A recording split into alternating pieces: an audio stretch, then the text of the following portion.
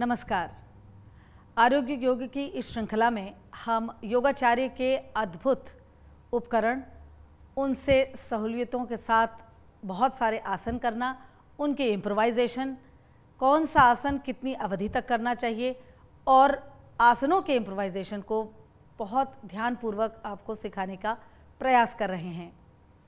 ये देखने में आता है कि वेस्टर्न वर्ल्ड जिसे एक्सरसाइज कहता है उसे हमारा शास्त्र एक्सरसाइज नहीं कहता, या यूँ कहें कि जिसे वो कहते हैं कि इससे एनर्जाइज हो रहा है, वो एक्चुअली शरीर के किसी ऑर्गन को इरिटेट कर रहा है।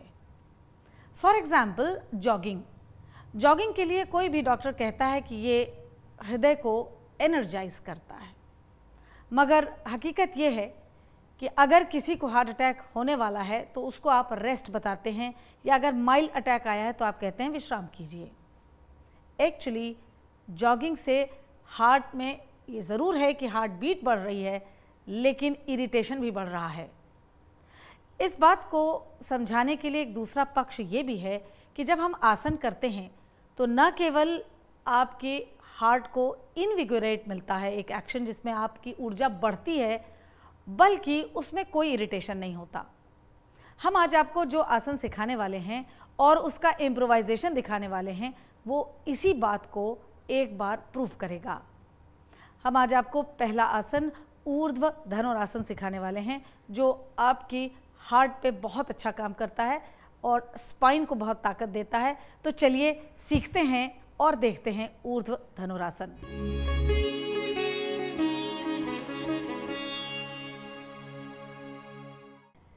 ये आसन थोड़ा सा कठिन है क्योंकि इसमें आप अपनी स्पाइन को पीछे की ओर मोड़ते हैं, लेकिन अगर ठीक तरीके से किया जाए और अगर आपको ये मालूम हो कि कहाँ से आपको अपने शरीर को उठाना है, कितना उठाना है और श्वासोच्छ्वास की क्रिया क्या रहेगी, यानी आपके इनहेलेशन एक्सहेलेशन की क्रिया कैसी रहेगी, तो ये पोज आपके लिए बहुत ही कारगर साबित हो सकता है।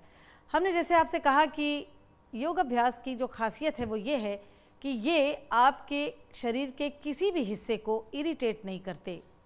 पॉस्चर्स की अपनी एक रिदम होती है, उसमें कॉन्स्टलेशन ऑफ ब्रेथ की एक रिदम होती है, जो आपके हार्ट को एक नई ऊर्जा देता है, न कि उसको इरिटेट करता है। तो चलिए सीखते हैं ऊर्ध्व धनुरासन।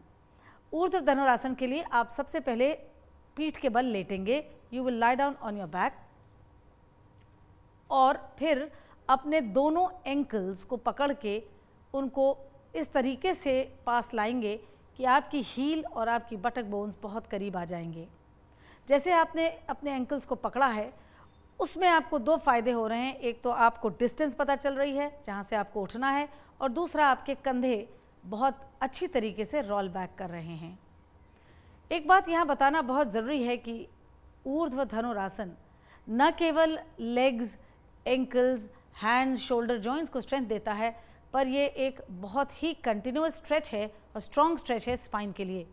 जो स्पाइन को स्ट्रेंथ देता है उसमें एक लाइफ फोर्स का प्रवाह करता है, एक जीवन शक्ति का प्रवाह करता है, और इसके अलावा इससे बहुत सारी थाई मसल्स, पैरास्पाइनल मसल्स में स्ट्रेंथ आती है। आप जब देखेंगे इस पोस्चर को होते हुए तो आपको ये अंदाज़ होगा कि कितनी खूबसूरती से इसमें चेस्ट हमारी ओपन होती है। जैसे ही चेस्ट ओपन होती है उसमें एक्सटेंशन और एक्सपेंशन दोनों है, जो आपकी हार्ट कैविटी को बहुत खूबसूरती से एक्सटेंड और एक्सपैंड करता है, कतई हार्ट को इरिटेट नहीं करता है। तो अब आप जब अपने को प्रिपेयर कर लेंगे एंकल पकड़ के, तो अपने दोनों हाथों को कंधे के पास ले जाएंगे और हथेली ज़मीन पे पूरी दबाएंगे। You will press your palms on the floor very strongly. आप ध्यान दीजिए, the tip of the fingers are facing towards the heel. तो हाथ आपका आगे पीछे दाएं बाएं नहीं होगा, उसका एक रुख है। ऐसा करने के बाद विथ स्ट्रॉन्ग एक्सहेलेशन आप अपने पैर के पंजों पे जाते हैं और अपने क्राउन ऑफ द हेड को ज़मीन पे रखते हैं। एक बार ये सेटल करके position, you exhale and you extend your spine upward. आप पैर से पीछे चलते हैं, walk in walk in walk in. Hands are perpendicular to the floor, legs are perpendicular to the floor. आप इसमें ध्यान दीजिए कितनी खूबसूरती से चेस्ट, ऑर्गेनिक बॉडी कैसे खुल के उनको एक्सटेंशन एक्सपेंशन मिल रहा है और ब्लड का सप्लाई हो रहा है, कहीं इरिटेशन नहीं है इसमें। You will keep extending and lifting your buttock bone tail bone upward. जब तक आप बटक बोन टेल बोन उठाएंगे आपकी लंबर और सैक्रम स्पाइन में कोई तकलीफ नहीं आएगी। So keep lifting your center of the buttock bone and tailbone higher and higher to make sure that sacrum is not compressed. Then with inhalation breath, you will slowly bring your crown of the head down. आप अपने crown of the head को वापस लाएंगे नीचे और फिर ज़मीन पे आ जाएंगे। इस तरीके से आप बहुत भली प्रकार से, and then you will straighten your legs, बहुत भली प्रकार से आप इस पोज को कर सकते हैं। लेकिन एक बात ध्यान रहे, कोई भी पॉस्चर भी इरिटेटिंग ऑर्गेनिक बॉडी को हो सकता है। ऐसा कब होता है? जब आप उसे गलत करते हैं या आपके शरीर में शक्ति नहीं है और आप उस पर ज़ोर ज़बरदस्ती करते हैं। इससे बचने के लिए योगाचार्य बीके सायंगर ने अद्भुत इम्प्रोवाइजेशन इजाद किए हैं। हम ये चाहेंगे कि आपको हम कुछ ऐसे अनूठे इम्प्रोवाइजेशन इसके लिए सिखाएं कि आप इस कठिन पोज को भी बड़ी आसानी से निभा सकें, बिना चोट के साथ, बिना किसी कष्ट के साथ, इसके पूरे फायदे के साथ। तो चलिए अब सीखते हैं और देखते हैं कि ऊर्ध्व धनुरासन को किस तरीके से इम्प्रोवाइज्ड वे में बहुत आसानी से किया जा सकता है। यहाँ एक बात बतानी ज़रूरी है कि इस पोज को होल्ड करने के लिए आपके पास 30 सेकेंड से 1 मिनट तक का समय है। दूसरा ये कि अगर आपकी मेंस्ट्रुएशन साइकिल चालू है तो आप उसमें बैक आर्चेस नहीं करेंगे। ये ऑर्गेनिक बॉडी को स्ट्रेन देता है।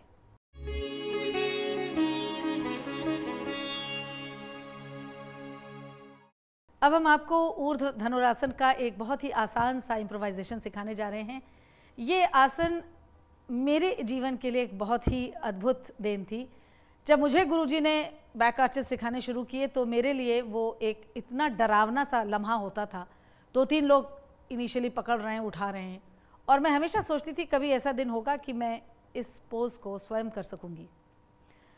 कुछ हफ्ते बीते जहां गुरुजी ने थोड़ा बहुत ज्ञान दिया कि उन्होंने ये इम्प्रोवाइजेशन मुझे सिखाया और जीवन बहुत आसान हो गया। अब मुझे किसी की आवश्यकता नहीं थी, मैं स्वयं इसका अभ्यास कर सकती थी। इस पोज से योगाचार्य कहा करते थे कि स्पाइन में लाइफ फोर्स का बहाव होता है। ये एक अद्भुत सी चीज़ थी। तब मुझे इस भाषा का इतना ज्ञान नहीं था, योगिक भाषा का, लेकिन ये ज़रूर मुझे एज अ पेशेंट एहसास होता था कि जब मैं ये बैक आर्च का सीक्वेंस करती हूँ तो मेरे स्पाइन में सच में एक जूस जैसा बहता है। ये मेरा एक्सप्रेशन था।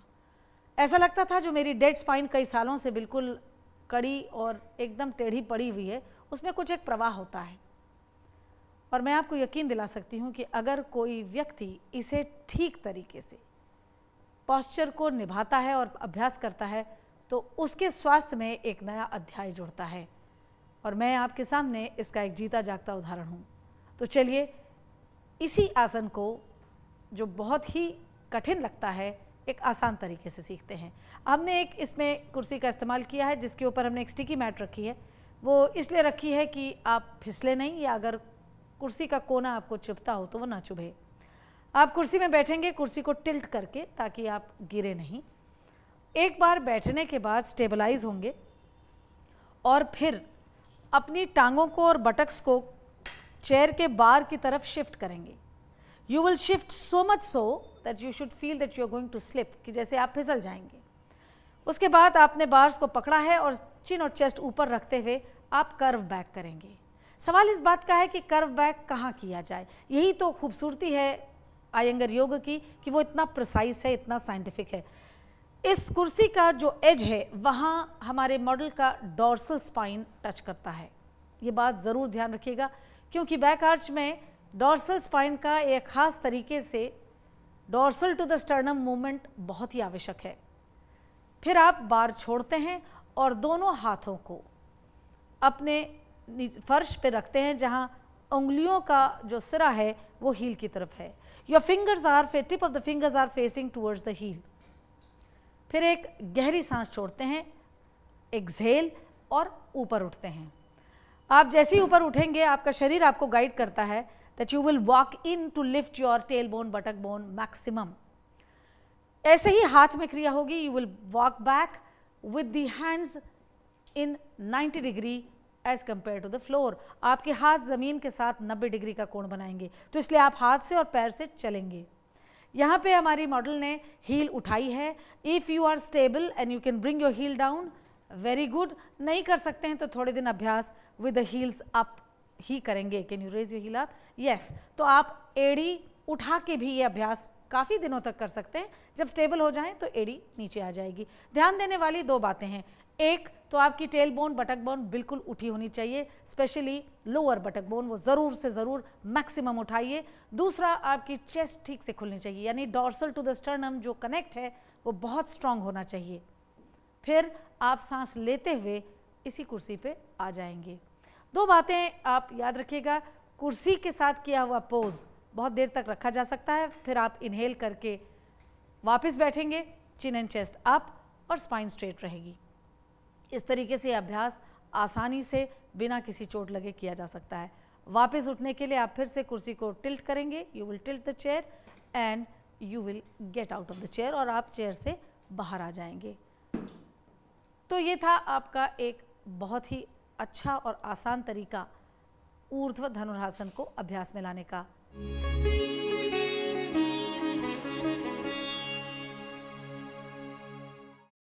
अब हम आपको विपरीत दंडासन सिखाने जा रहे हैं। आप ताड़ासन की अवस्था के बाद आप अपनी पीठ पे लेटते हैं। You will lie down on your back, और लेटने के बाद आप ज़रूर ये ध्यान देंगे कि your head and feet are in one line. Posture का सही होना, अलाइनमेंट का सही होने पे बहुत निर्भर करता है। ऊर्ध्व धनुरासन की तरह इस पॉस्चर में भी you will bend your leg and you will hold your ankles. आप अपने पैर मोड़ेंगे और एंकल पकड़ेंगे। इसके बाद अपने दोनों शोल्डर्स को रोल बैक करेंगे ताकि आप प्रिपेयर हो जाएं अपने शरीर को उठाने के लिए। फिर आप अपने दोनों हाथों की हथेलियों को कंधे के पीछे ले जाएंगे, जहां आपकी उंगलियों का सिरा आपकी हील की ओर होगा। फिर बिल्कुल ऊर्ध्व धनुरासन की तरह, ये बात मैं इसलिए कह रही हूँ कि ज़्यादातर लोग बिगिनर्स ही रहते हैं अभ्यास शुरू करते समय, तो आप बिल्कुल ऊर्ध्व धनुरासन की तरह अपने को सांस छोड़ते हुए उठाएंगे। और फिर एक बार जब आपका सर ज़मीन से उठ गया तो अपने क्राउन ऑफ द हेड को ज़मीन पे लाएंगे। इससे आपकी स्पाइन को लिफ्ट मिलता है, जैम नहीं होती है। और फिर अपने दोनों हाथ को इंटरलॉक करके सर के पीछे ऐसे लगाएंगे जैसे शीर्षासन। एक बार सर नीचे आ गया, bring your head down and head should be perpendicular to the floor. आपने देखा कि अभी हमारे मॉडल ने शी वॉक्ड इन मैक्सिमम, तो आप जितना वॉक कर सकें उतना अच्छा है। You are on your toes, heels are up, that gives you a lift. इससे आपकी जब एड़ी ऊपर रहती है तो स्पाइन को बहुत अच्छा लिफ्ट मिलता है, ये आसान बनाती है। आपकी पेल्विक गर्डल खूब उठेगी, टेल बोन, बटक बोन बहुत अच्छी तरीके से शरीर में जाएंगे, उनको मैक्सिमम उठाइए। ध्यान रहे, be very careful that the elbows are in line with the shoulders, वो उससे बाहर नहीं जाएंगी। अगर आप इसमें स्टेबल हो जाते हैं and you have a capacity तो आप हील नीचे ला सकते हैं, नहीं है तो कोई बात नहीं। If you can't you can raise your heels up. Observe the outer knee should be in line with the outer hip joint. Knee बाहर मत फैलाइएगा, नहीं तो लोअर स्पाइन गिरने लगती है। और फिर सांस लेते हुए with inhalation you bring your legs down, you release your hands and you lie down flat on your back. आप हाथ छोड़ के पैरों को सीधा करके एक बार पुनः अपनी स्पाइन पर लेटते हैं। ये था विपरीत दंडासन। लेकिन इस पोस्चर के जो इम्प्रोवाइजेशन है मेरी निगाह से वो one of the finest improvisation है योगाचार्य बीके सायंगर के, जो हम आपको ज़रूर सिखाना चाहेंगे। ऐसे कुछ उन्होंने उपकरणों की खोज की जिसके ज़रिए एक ऐसा व्यक्ति जो निराश हो चुका हो कि मैं कभी अपनी स्पाइन को इस एंगल पे मूव कर सकता हूँ, वो भी बड़ी आसानी से कर सकता है और बहुत ज़्यादा उससे फ़ायदे उठा सकता है। मेरा खुद का अनुभव, जैसे मैंने आपसे कहा, इन पॉस्चर्स में एक नए चैप्टर की तरह था कि ज़िंदगी में एक नया चैप्टर ऐड हुआ। तो हम चलिए देखते हैं और सीखते हैं कि विपरीत दंडासन और किस तरह से किया जा सकता है कि वो आपके लिए बहुत ग्राह्य हो जाए, सीखने के काबिल हो जाए।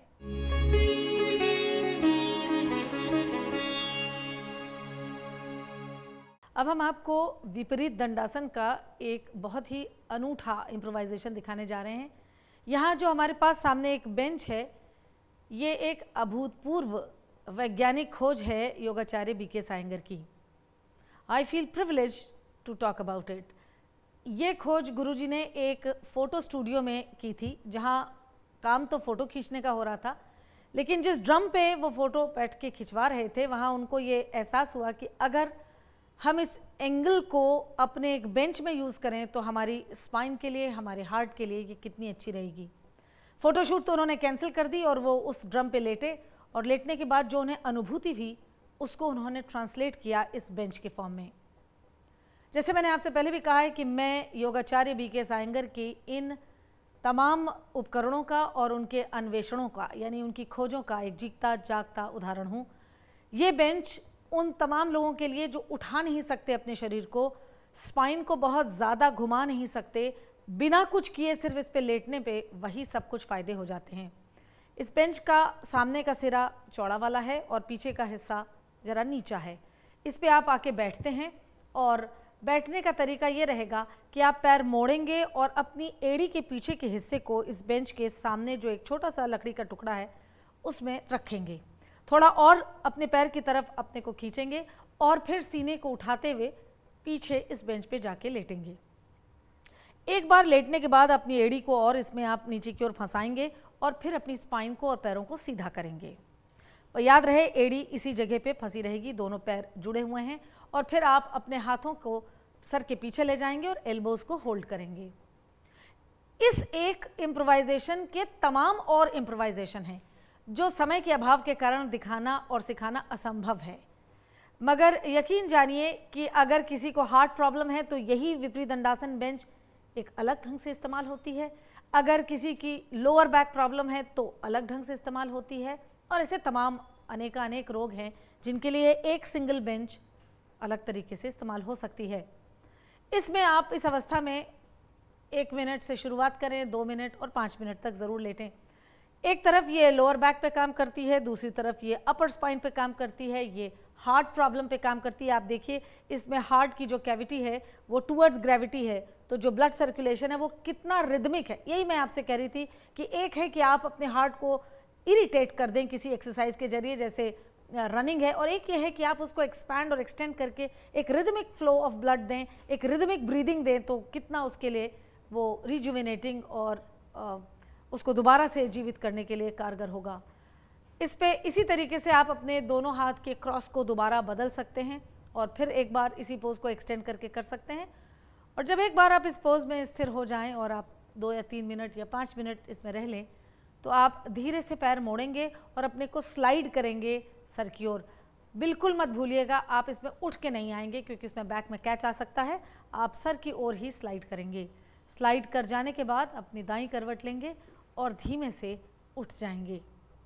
तो ये था विपरीत दंडासन का एक बेहद अद्भुत इम्प्रोवाइजेशन, विपरीत दंडासन बेंच के ऊपर। हमारे पास ऐसे कई इम्प्रोवाइजेशन योगाचार्य बीके सायंगर की अनूठी देन की तरह हैं। हमने जो चुने हैं वो इस तरह से, इस अंदाज से चुने हैं कि उनमें भी ग्रेजुएशन हो। अगर ये अवेलेबल नहीं हो तो दूसरा क्या तरीका है करने का, मगर ये उनका एक प्रयोग दिखाना और आपको समझाना अनिवार्य है कि कैसे यौगिक साइंस 5000 साल से अभी तक कितने अद्भुत रूप से योगाचार्य ने उसको इवॉल्व करने की कोशिश की है।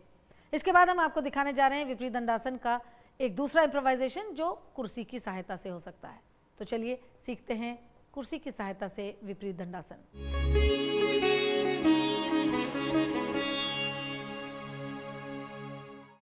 अब हम आपको विपरीत दंडासन का एक दूसरा इम्प्रोवाइजेशन सिखा रहे हैं जो कि कुर्सी पे किया जा सकता है। ये ऐसा एक इम्प्रोवाइजेशन है जो हर व्यक्ति अपने साथ अपने घर में कर सकता है बड़ी आसानी से। आप एक कुर्सी रखेंगे जिसमें हमने स्टिकी मैट लगाई है ताकि कुर्सी का फ्रंट एज आपको चुभे नहीं। आप चाहें तो रखें, आप चाहें तो ना रखें। फिर कुर्सी को टिल्ट करते हुए आप इस कुर्सी के अंदर बैठेंगे। हम उल्टी दिशा में बैठ रहे हैं और जब बैठ जाएं, स्टेबल हो जाएं, तो आप चेयर के बार को पकड़ेंगे। चेयर के बार को पकड़ने के बाद आप अपनी स्पाइन उठाएंगे, सीना उठाएंगे और अपने को जिधर चेयर का बार है उस तरफ और खिसकाएंगे, इतना कि आपको लगे कि जैसे फिसल जाएंगे। और फिर सीने को उठाते हुए, फोरहेड को उठाते हुए आप अपनी स्पाइन को पीछे कर्व करेंगे। स्पाइन कर्व करते समय याद रहे कि आपके पैर मुड़े रहेंगे। फिर हाथों को आप चेयर के नीचे के बार में ले जाएंगे और पकड़ लेंगे। एक बार आपने अपने को अगर चेयर पे कर्व कर लिया, उसके बाद ही आप अपने पैरों को खोलेंगे। एक एक करके आप अपने पैरों को सीधा करेंगे, जिसमें पैर की पीछे की एड़ी जमीन पे रहेगी, दोनों पैर के पंजे जुड़े रहेंगे, घुटने सीधे रहेंगे, टांगे सीधी रहेंगी और ये आपको विपरीत दंडासन में ले जाता है। ध्यान से देखें, इसमें सीना खुला हुआ है। आप आराम से अपने एक्सपेंशन ऑफ द चेस्ट को फील कर सकते हैं। अगर किसी को स्ट्रेस बहुत ज़्यादा है उसके लिए ये पोज बहुत अच्छा है, हार्ट प्रॉब्लम है उसके लिए पोज बहुत अच्छा है, हाई ब्लड प्रेशर है उसके लिए पोज बहुत अच्छा है।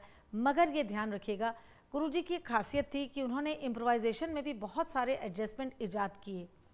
तो अगर आपके पैर ज़मीन को नहीं छू पाते तो उसके लिए एक हाइट दे दी।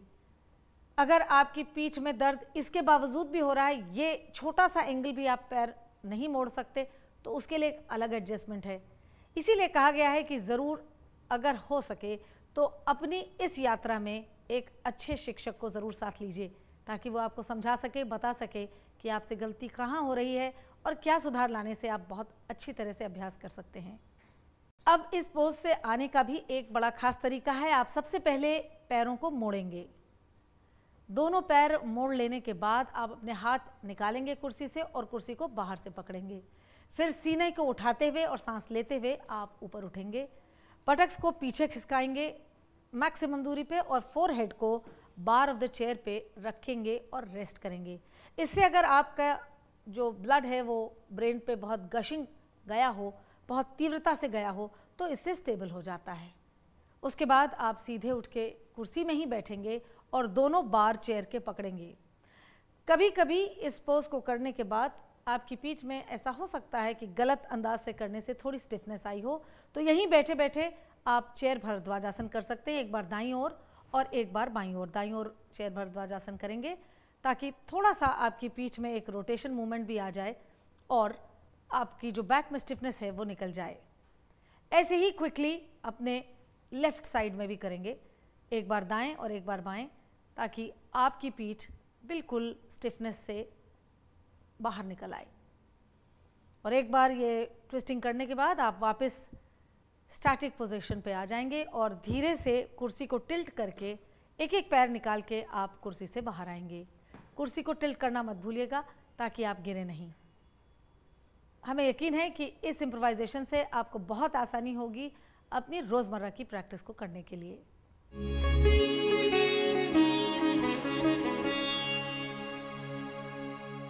इस यकीन के साथ कि हमारी श्रृंखला से आप सभी कुछ बहुत अच्छा सीख रहे हैं और अभ्यास कर रहे हैं, हम आपको याद दिलाना चाहेंगे कि अपनी जो दवाइयाँ आप ले रहे हैं उसके साथ छेड़छाड़ ना करें। दवाइयों का लेना या छोड़ना केवल और केवल डॉक्टर की निगाह में होना चाहिए। हम आपसे फिर मिलेंगे, तब तक के लिए नमस्कार।